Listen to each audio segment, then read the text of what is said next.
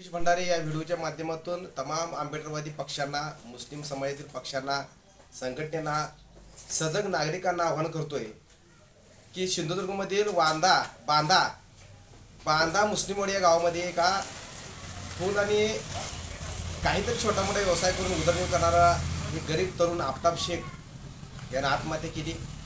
गेले 3 दिवसाला त्याचा मृतदेह त्या शासकीय दवाखान्यामध्ये पडून आहे. त्याच्या कुटुंबाचा मृत्यू घेतला नाही, कारण त्याच्या आत्महत्येला कारणीभूत असलेले हिंदू मंचमधील 5-6 पदाधिकारी जे आहेत त्यांना जे नाव घेतलेलं आहे व्हिडिओमध्ये, मरण्यापूर्वी त्याने एक छोटासा व्हिडिओ केलेला आहे. त्याला किती त्रास केलेला आहे त्या मुलाला. तर त्या 5 जणांच्या वरती ऑनलाईन कुटुंबानं तक्रार दिलेली असताना सुद्धा पोलीस दखल घ्यायला तयार नाहीत. आणि याच ठिकाणी जर मुस्लिम असते, दलित असतील आणि त्यांनी एखाद्या हिंदुत्ववाद्याला जर अन्याय केला असता तर त्याला लगेच तात्काळ अटक झाली असती. पण या महाराष्ट्रामध्ये देवेंद्र फडणवीसचं पोलीस खातं काय झोपा काढतंय का, असा मला प्रश्न पडलेला आहे. जिल्हाधिकारी यांनी दखल घेतली नाही. मला काल कळलं की काल गेले होते जिल्हाधिकारी. अरे पण तुम्हाला FIR दाखल करून घ्यायला काय फरक पडतोय? FIR दाखल करून घ्यायला काय त्या नितेश राणेचा तुमच्यावर दबाव आहे का, देवेंद्र फडणवीसचा दबाव आहे का? म्हणजे या देशामध्ये संविधान आहे का नाही हा प्रश्न सध्या उपस्थित असतानाच तुम्ही अशा पद्धतीने वागणूक करत आहात.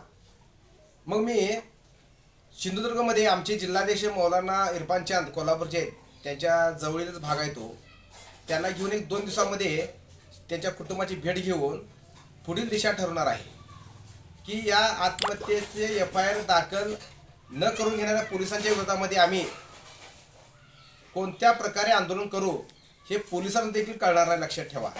कारण तुम्ही संविधानाचं मानत नसाल तर आम्ही तर कशाला मानू संविधान. त्यासाठी सिंधुदुर्गचे जिल्हाधिकारी आणि DSP यांनी दखल घ्यावी या आमच्या छोट्याच्या व्हिडिओची.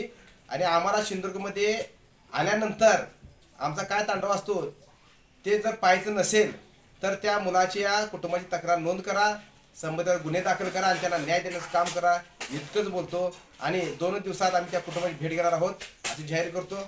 तमाम आंबेडकरवादी आणि मुस्लिम समाजातील पक्षांना सांगतो की तात्काळ त्या कुटुंबाच्या पाठीशी उभा राहा सिंधुदुर्गमधील.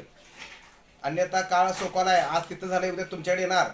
तेव्हा तुम्ही सर्वांनी या व्हिडिओचा जाणीवपूर्वक विचार करावा, गांभीर्याने विचार करावा आणि त्या कुटुंबाच्या पाठीशी उभा राहावा असं विनंती करतो. जय भीम, जय भारत.